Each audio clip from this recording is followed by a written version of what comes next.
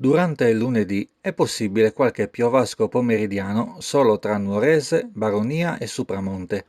In tutto il resto dell'isola non sono previste piogge, solo qualche nuvola sparsa. Temperature minime previste tra 21 e 23 gradi nelle zone interne, poco più alte lungo le coste.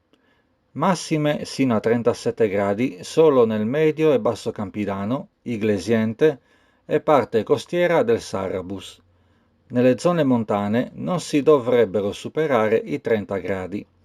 In tutte le altre zone si starà tra 31 e 35 gradi.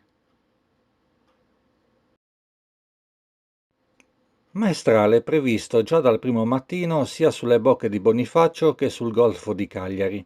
Poi di pomeriggio aumenterà su tutta l'isola, con raffiche comprese tra 30 e 40 all'ora.